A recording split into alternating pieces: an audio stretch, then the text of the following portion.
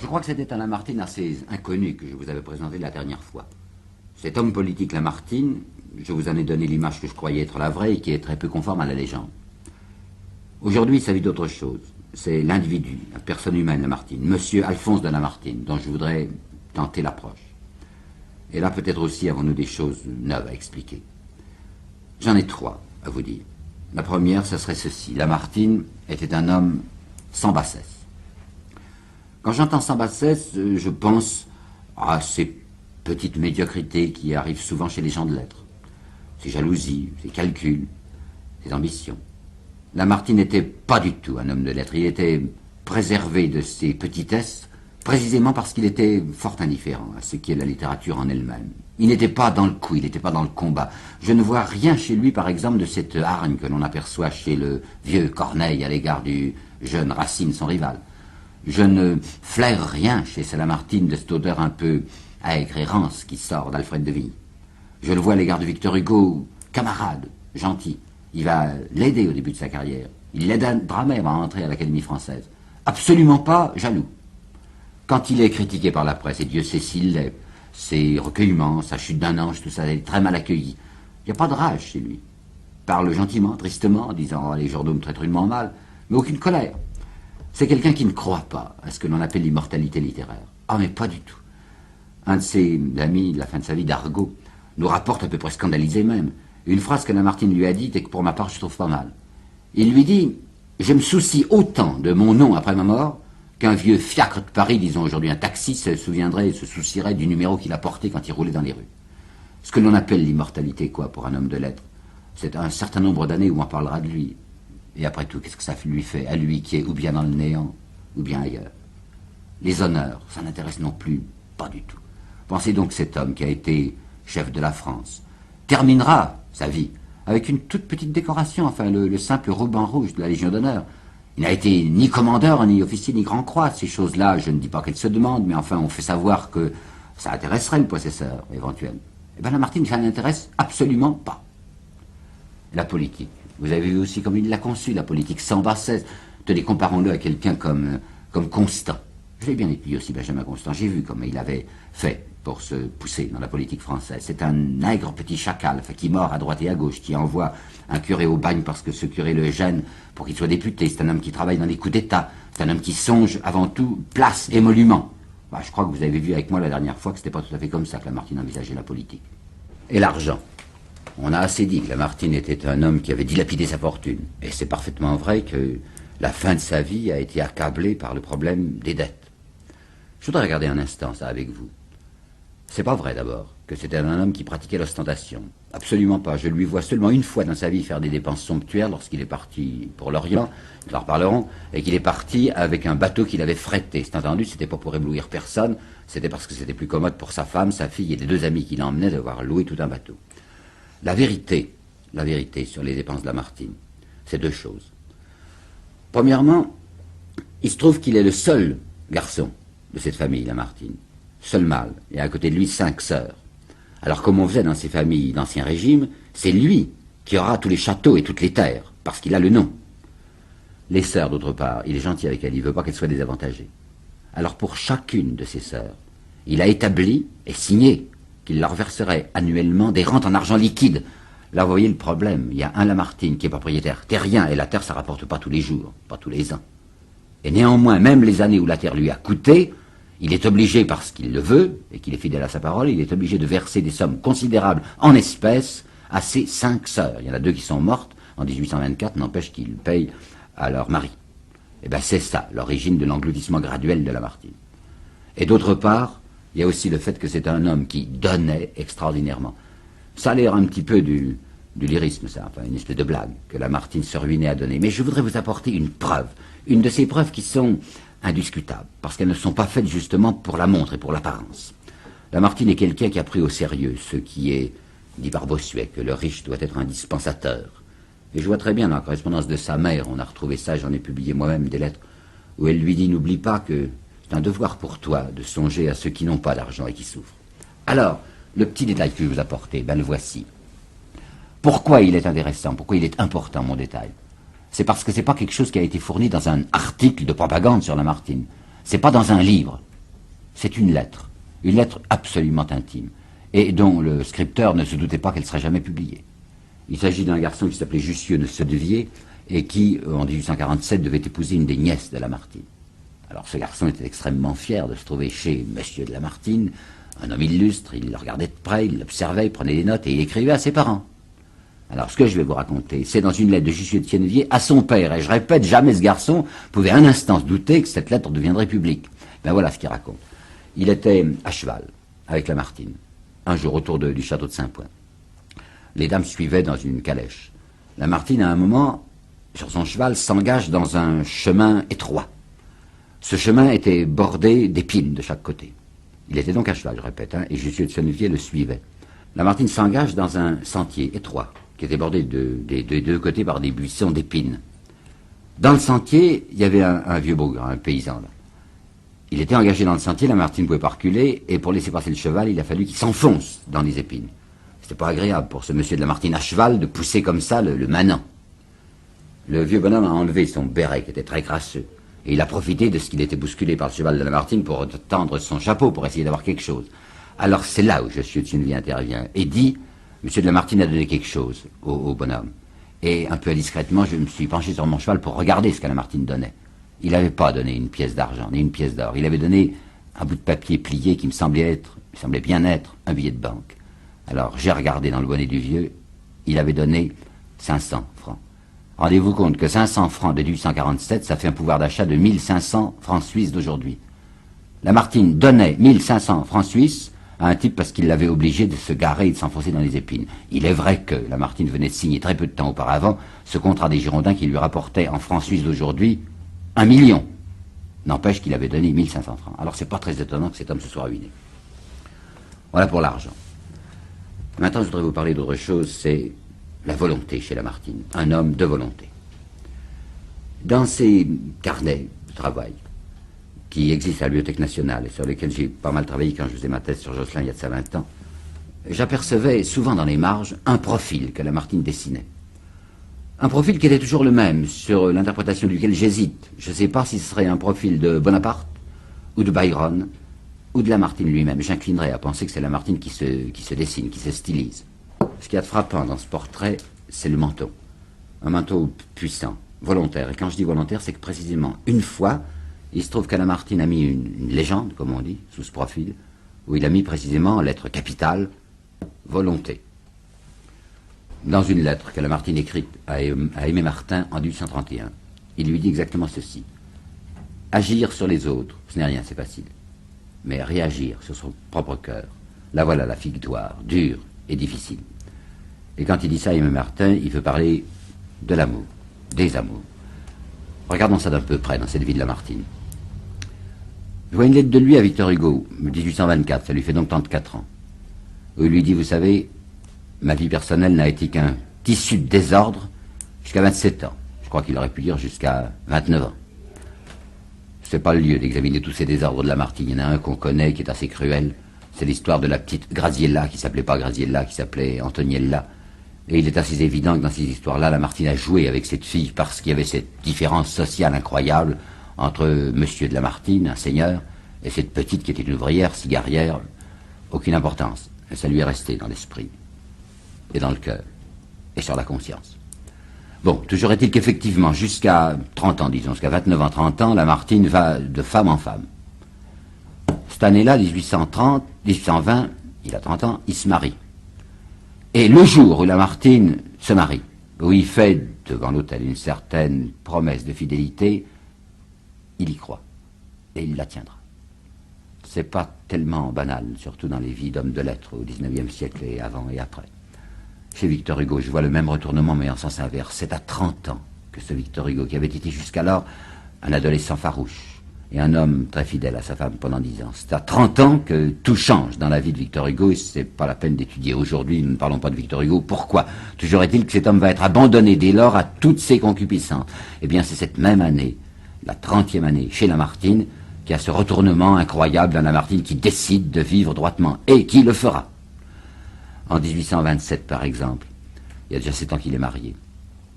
Il rencontre une Léna de l'Arche, une femme qu'il avait aimée quand il avait 29 ans, qui s'était offerte à lui, qui était ravissante, une Italienne.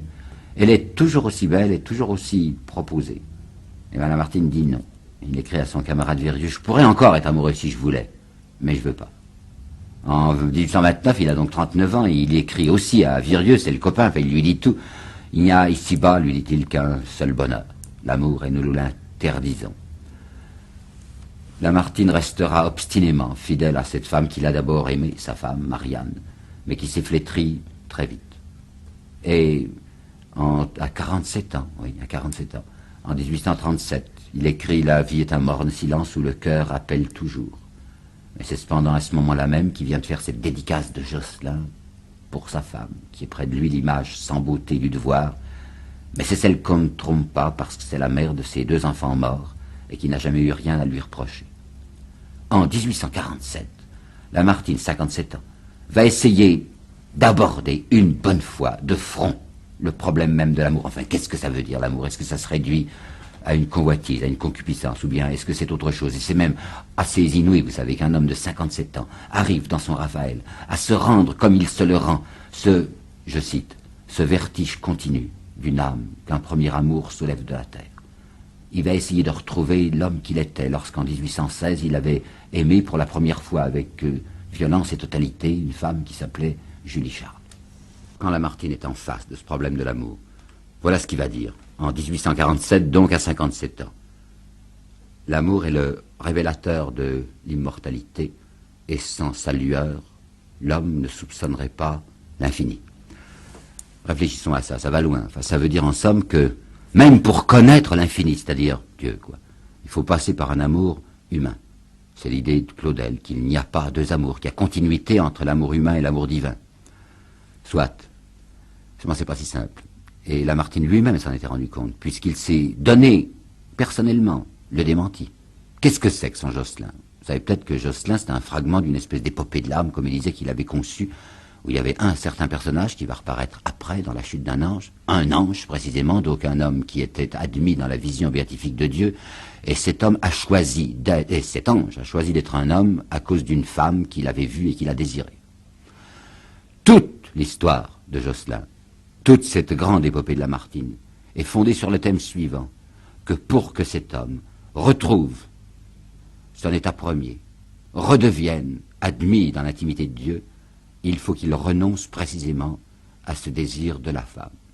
Et Josselin, c'est ça, vous le savez, c'est l'histoire d'un garçon qui s'est engagé du côté des autels, un séminariste, puis qui se met à aimer quelqu'un qui voudrait l'épouser, qui se reprend, qui ne l'épousera pas et qui se sacrifie. Par conséquent, il y a un Lamartine de 57 ans qui dit « c'est l'amour humain qui nous conduit à l'amour divin » et un Lamartine antérieur, de 5 ou 6 ans auparavant, qui disait « non, il y a rupture. Pour qu'on puisse connaître l'amour de Dieu, il faut renoncer à l'amour humain. » Eh bien, en 1850, il a donc 60 ans. Il va dire autre chose que je tiens à vous apporter ici, qui est une phrase peu connue, mais que je trouve très importante pour lui. C'est dans Le tailleur de pierre de Saint-Point. Le personnage du tailleur de pierre de Saint-Point, inventé par Lamartine, s'appelle Claude Deshuttes. Ce Claude Deshuttes dit la phrase que voici. « Il me semble que je ne fais qu'un avec tous les hommes, qu'ils sont un morceau de ma chair, et que je suis un morceau de la leur, un point.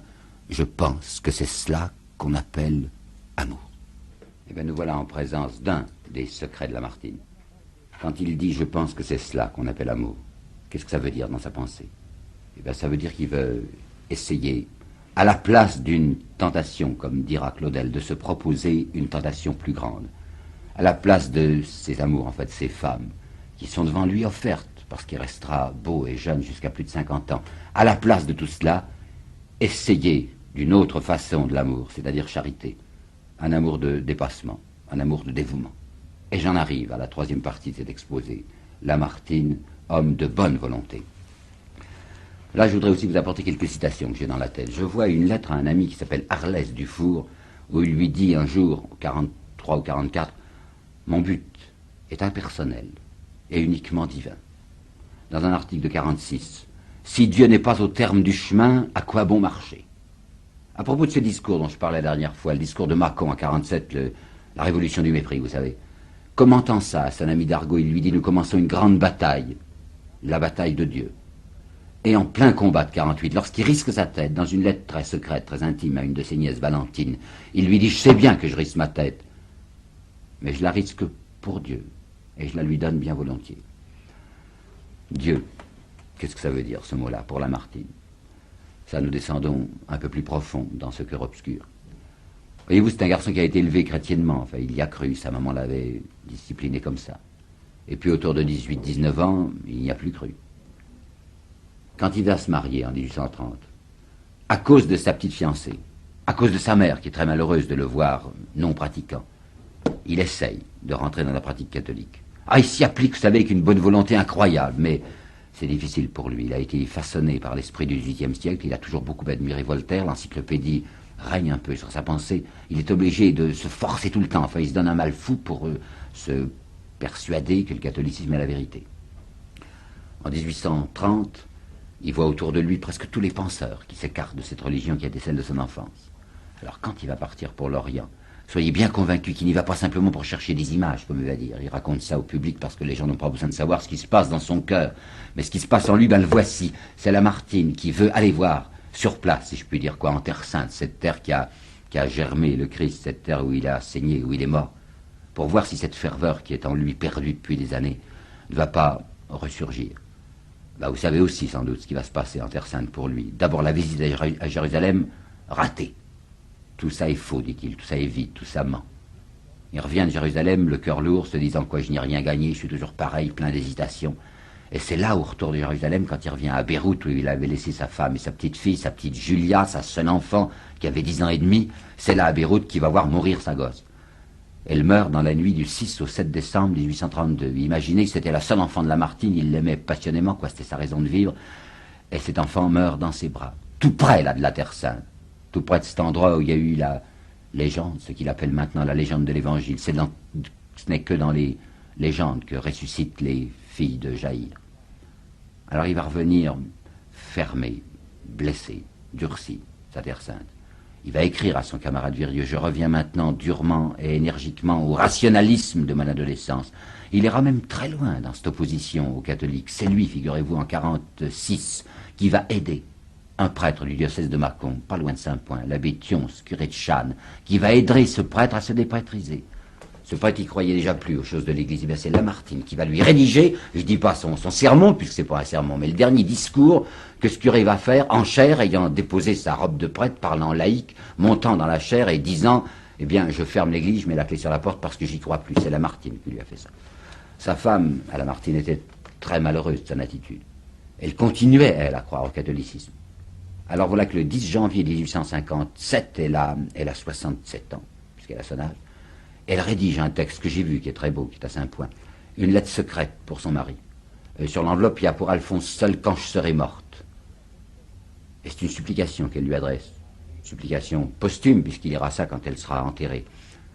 Elle lui dit, quand je serai, comme je l'espère, de l'autre côté, purifié de tous mes péchés, je voudrais que toi aussi, tu cherches la rédemption par Jésus-Christ pour que nous soyons ensemble dans le paradis. Il va lire ça au mois de mai 63, 73 ans, sa femme vient de mourir, ça ne changera rien. Et la dernière fois qu'il parlera publiquement et par écrit de l'Église catholique en 1865, ça lui fait donc 75 ans, il dit c'est une institution dont le présent se détache et qui ne peut plus survivre que d'honnêtes ajournements de la fatalité. C'est moi comprenez que son drame va bien au-delà d'une question posée sur le degré d'usure du catholicisme. Il ne s'agit pas seulement du catholicisme, pas seulement du christianisme, il s'agit positivement pour lui savoir ce que peut bien représenter ce mot Dieu. Où se heurte mon cœur lorsque je veux prier. Voilà une chose qu'il écrit. Il n'y a pas d'homme, à mon avis, au XIXe siècle, il n'y a pas d'homme qui ait été plus éloigné que Lamartine de l'idée de ce que pouvait être une vision béatifique, en fait une pensée mystique. Quand il pense paradis, en se disant peut-être que ça existe, quand il pense paradis, il pense une autre terre, avec tout ce qu'il a aimé sur la terre. Ô cœur de l'homme, écrit-il une fois, à qui tout est nécessaire de ce qu'il a aimé un jour. Et à ce point même que dans le dernier texte poétique parti de sa main, qui est le plus beau, qui s'appelle La vigne et la maison, il dit que ce qu'il demande à Dieu, de l'autre côté, si Dieu existe, et s'il y a un autre côté, il demande de retrouver son midi, quoi, sa terre natale, comme il disait, sa petite maison, non plus grand, non plus beau, mais pareil, mais le même. Il n'est pas sûr qu'il le retrouvera, parce qu'il n'est pas sûr qu'il y ait un bon Dieu. Écoutez, mon fantôme habituel, c'est Lamartine qui parle, mon fantôme habituel est un je ne sais quoi de désordonné et de malfaisant, qui règne sur le monde comme une divinité aveugle. Malfaisant, vous avez entendu. Et quand sa fille est morte et qu'il écrit les premiers vers qu'il écrit après, il est allé en promenade à Baalbek, il a été voir les grandes ruines, il dit qu'il entend siffler le vent moqueur dans les ruines de Baalbek. Et j'ai une autre lettre de lui précédente qui est de 63 ans donc, à un ami, un professeur de Paris qui s'appelait Valette. Il dit à Valette, ce que vous avez remarqué, la plupart des gens qui ont essayé de travailler pour Dieu, Dieu se prononce contre eux. Je ne sais pas pourquoi je vous pose la question. Et il écrit ceci exactement. Moi, je suis dans la fournaise et j'y vois que du feu. Alors, c'est pas très surprenant que cet homme ait été frappé de la tentation du blasphème et du désespoir. C'est un mot qui ne va pas avec Lamartine, blasphème. On se figure tout de suite qu'un homme adorant Lamartine. Je ne sais pas si vous avez lu les méditations. Dans les méditations, il y a un texte qui s'appelle le désespoir et qui n'est pas de la rhétorique. Le désespoir, c'est un cri de fureur. Et qu'est-ce que c'est que sa chute d'un ange? Mais c'est son histoire à lui. C'est l'histoire d'un homme qui s'est marié, qui a eu 2 enfants et qui voit mourir ses 2 enfants. Et à la fin, ce Cédar, l'ange déçu dans le désert, qu'est-ce qu'il fait? Il ramasse des pierres à poignée et il les lance contre le ciel, à la face de Dieu. Désespoir, dégoût. Dégoût.